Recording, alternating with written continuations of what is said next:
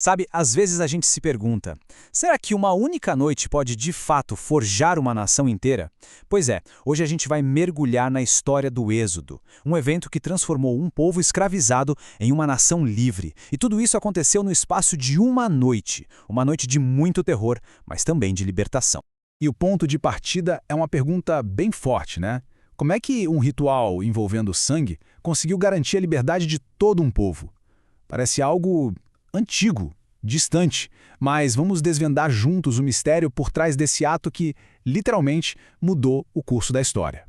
Então, para entender isso, a gente precisa voltar para o clímax de um confronto épico. A gente está falando da 10ª praga. E o que é interessante aqui é que ela não era uma ameaça só para os egípcios. Pela primeira vez, os israelitas também corriam perigo e, para sobreviver, eles precisavam agir. Olha, já tinham acontecido 9 pragas que devastaram o Egito. 9. Mas o coração do faraó parecia feito de pedra. Israel continuava cativo. A 10ª praga, no entanto, seria diferente. Era para ser o golpe final, sabe? O golpe decisivo que ia virar o jogo de uma vez por todas. A grande virada aqui é quem está agindo. Nas outras pragas, Moisés e Arão eram os instrumentos. Mas dessa vez, a coisa muda. O decreto é direto, é pessoal. Eu passarei. É o próprio Deus dizendo que executaria o juízo. Isso eleva a tensão a um nível que a gente nem imagina. E aqui está o ponto-chave de tudo. Nas pragas anteriores, os israelitas foram, digamos, protegidos passivamente. Eles não precisaram fazer nada. Mas agora, a segurança deles dependia de uma ação direta, uma ação de obediência. A fé, de repente, precisava se tornar um ato visível. Ok, então, diante de uma noite de juízo iminente, qual era a saída? A resposta, a sobrevivência, estava num conjunto bem detalhado de instruções. Um ritual que seria, literalmente, a linha que separava a vida da morte. E cada detalhe desse ritual era cheio de significado. Pensa bem, a escolha de um cordeiro perfeito, o sacrifício ao entardecer, o sangue nas portas e até a refeição, que tinha que ser comida com pressa, tudo isso era como um grande ensaio para a liberdade que estava batendo na porta. Cada elemento daquela refeição contava um pedaço da história. O cordeiro era o sacrifício substituto.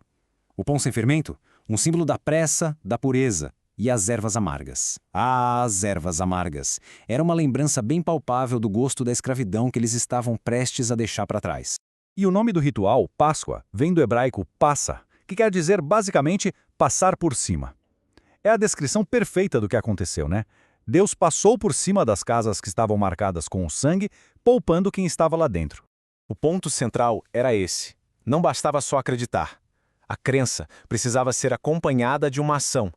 A sobrevivência dependia da obediência a esse ritual. Como uma das fontes que analisamos coloca, a fé, sem obras, é morta. Era preciso agir, era preciso fazer. Então, com a fé colocada em prática, a gente chega ao grande clímax dessa história. A noite em que o juízo e o livramento aconteceram, um do lado do outro, ao mesmo tempo. E essa noite se desenrolou num ritmo alucinante. O sacrifício foi ao entardecer, o juízo à meia-noite, e a liberdade chegou com o amanhecer. Em pouquíssimas horas, séculos de escravidão simplesmente desmoronaram. É impressionante pensar que aquela noite teve 2 realidades completamente diferentes. De um lado, o Egito, mergulhado em luto, em dor e um clamor amargo. Do outro lado, Israel, numa espera tensa, claro, mas cheia de esperança, protegido por aquele sinal de obediência nas portas. E o faraó, aquele que antes era tão desafiador, agora estava quebrado. Ele não só mandou Israel partir, como no meio do desespero chegou a pedir uma bênção. A rendição foi absoluta, total. A liberdade foi conquistada. Mas a história não podia ser esquecida de jeito nenhum. Então, a grande questão passou a ser outra. Como é que se transforma um evento tão monumental em uma memória eterna? É uma boa pergunta, né? Como é que uma cultura preserva a sua história de origem? A resposta que foi encontrada aqui foi simplesmente genial. Transformar história em rituais. Rituais anuais que manteriam essa memória viva para todo sempre. E foram criados 3 grandes memoriais para isso. A Páscoa anual, para reviver a libertação, o Festival dos Pães Sem Fermento, para lembrar da pressa da partida, e a consagração dos primogênitos, que era um lembrete constante da proteção divina daquela noite. E o propósito pedagógico por trás desses rituais é fascinante. A estranheza de tudo aquilo, matar um animal, comer pães diferentes, dedicar o filho mais velho, foi projetada por uma coisa: despertar a curiosidade das crianças. Pai, por que a gente faz isso? E aí, abria-se a porta para que a história da libertação fosse contada de novo, de geração em geração. E olha só, uma das fontes que a gente usou faz uma comparação bem interessante. Ela mostra como os símbolos originais que eram tão cheios de significado se transformaram em versões comerciais hoje em dia. O cordeiro sacrificial virou um coelho de chocolate. As ervas amargas viraram doces. A oferta a Deus virou consumismo. Parece que a profundidade se perdeu, e aquela curiosidade sobre o significado meio que desapareceu. Bom, com a liberdade finalmente conquistada e a memória bem preservada, era hora de começar a jornada.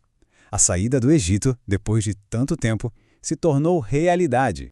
E o curioso é que a rota escolhida não foi a mais curta. O caminho mais rápido passava pela terra dos filisteus, que era um povo guerreiro.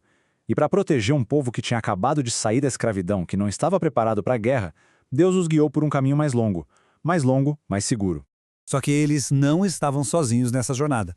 Durante o dia, uma coluna de nuvem os guiava, e ainda por cima, oferecia sombra naquele deserto escaldante. E à noite, aquela nuvem se transformava numa coluna de fogo, iluminando o caminho e aquecendo o acampamento.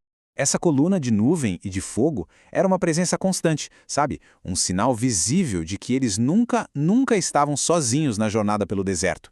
Era uma garantia de proteção, de orientação a cada passo do caminho.